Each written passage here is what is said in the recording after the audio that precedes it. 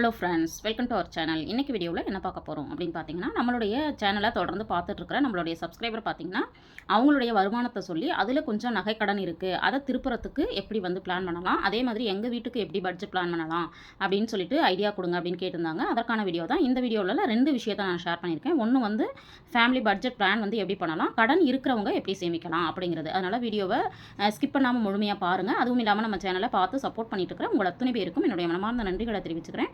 இது வரைக்கும் நம்ம சேனலை சப்ஸ்கிரைப் பண்ணலாம், எனக்காக சப்ஸ்கிரைப் பண்ணிவிட்டு பாருங்கள். வாங்க வீடியோக்குள்ளே போவோம்.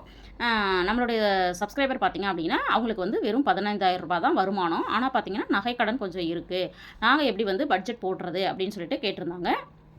அது இல்லாமல் அந்த நகையை திருப்புறதுக்கான ஐடியா சொல்லி கேட்டிருந்தாங்க. 2 விஷயத்தையும் ஷேர் பண்ணியிருக்கேன். அதனால் தொடர்ந்து வீடியோவை பாருங்கள். ஃபஸ்ட்டு வந்து இந்த 15,000 அப்படிங்கிறது வருமானம் இப்போ இருக்கிற காலகட்டத்தில் கொஞ்சம் குறைவான அமௌண்ட்டு தான். ஏன்னு பார்த்தீங்கன்னா, விலைவாசி உயர்வு அப்படிங்கிறது நாளுக்கு நாள் ஏறிட்டே இருக்குது. இப்போ வந்து நம்ம வந்து அதிகமாக பயன்படுத்துகிற அரிசியாக இருக்கலாம், பருப்பாக இருக்கலாம், இதோட விலை தான் பார்த்திங்கன்னா அதிகமாக இன்க்ரீஸ் ஆகிட்டே இருக்குது. அப்படி இருக்கிற பட்சத்தில் நம்மளுடைய வருமானம் வந்து நம்மளுக்கு வந்து ரொம்பவும் குறைவாக இருக்கும் பொழுது அதை மேனேஜ் பண்ணுறது அப்படிங்கிறது ரொம்ப சிக்கலாக இருக்கும் பொழுது நம்ம என்ன பண்ணுறோம் அப்படின்னா கடன் அப்படிங்கிறதுக்கு போகிறோம். அப்படி இருக்கிறப்ப வந்து என்ன பண்ணணும் அப்படின்னு பார்த்தீங்கன்னா, கண்டிப்பாக வீட்டில் ஹஸ்பண்ட் அண்ட் ஒய்ஃபு 2 பேரும் நம்ம வந்து வேலைக்கு போனால் மட்டும்தான் இன்னைக்கு இருக்கிற விலைவாசி உயர்வை வந்து நம்மளால் சமாளிக்க முடியும். அதனால் இந்த ஃபேமிலியில் ஒருத்தர் தான் வேலைக்கு போகிறாங்க அப்படின்னா கண்டிப்பாக இன்னொருத்தரும் வேலைக்கு போகிறதுக்கு முயற்சி பண்ணணும் அப்படின்னு நான் கேட்டுக்கிறேன். வருமானத்தை வந்து கண்டிப்பாக உயர்த்துறதுக்கான முயற்சிகளை செய்யணும். அதாவது இப்போ 15,000 இருக்குன்னா அதை வந்து 18,000 அல்லது 20,000 ஆக்கிறதுக்கான வழிகளை வந்து ஏற்படுத்திக்கணும் அப்படின்னு நான் கேட்டுக்கிறேன்.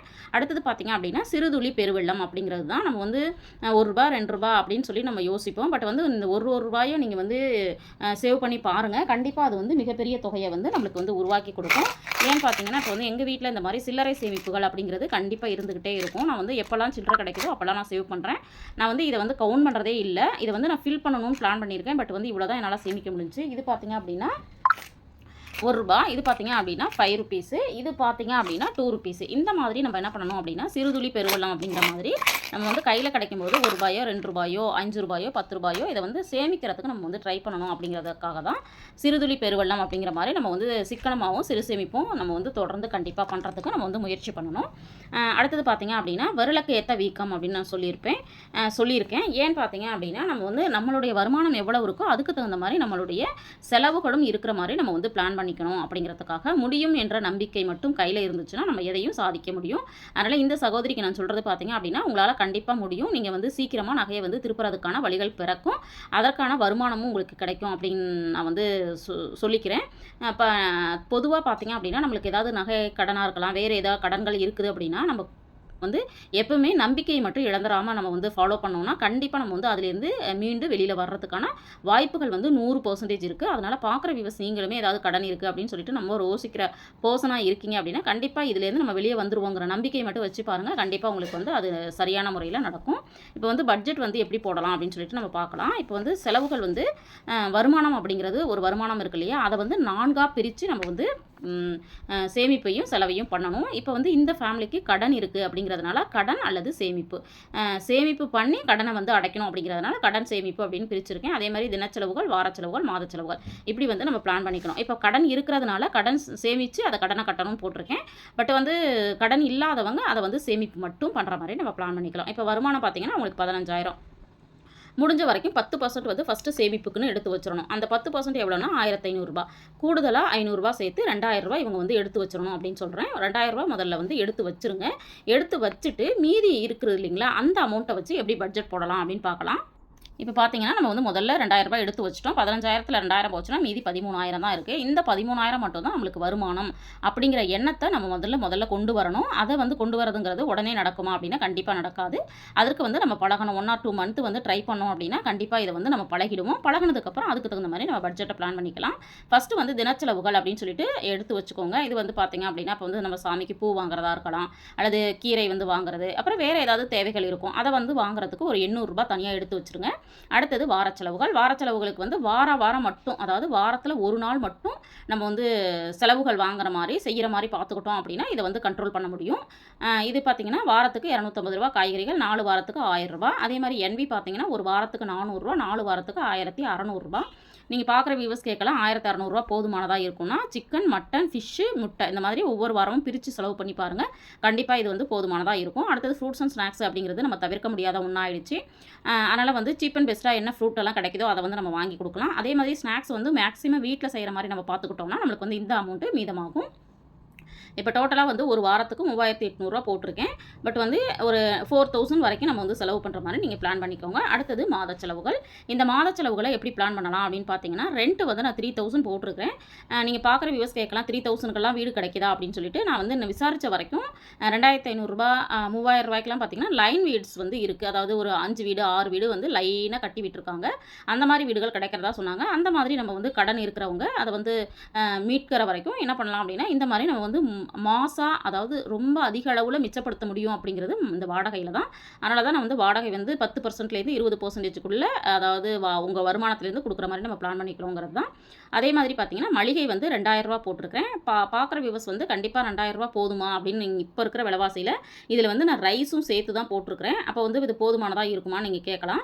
பட் வந்து ரேஷனில் கொடுக்குற எல்லா பொருளையும் அரிசி, பருப்பு, எண்ணெய், சக்கரை எல்லாத்தையும் பயன்படுத்தணும்னா இந்த 2000 போதுமானதாக இருக்கும். நம்ம சேனல்லையுமே பார்த்தீங்கன்னா நான் ஒவ்வொரு மாதமும் மளிகை ஜாமான் வாங்கிட்டு நான் எப்படியெல்லாம் வாங்குறேன், என்னென்ன டிப்ஸ் அண்ட் ட்ரிக்ஸை வந்து ஃபாலோ பண்ணுறேன்னு ஷேர் பண்ணிட்டு வந்துட்டுருக்கேன்.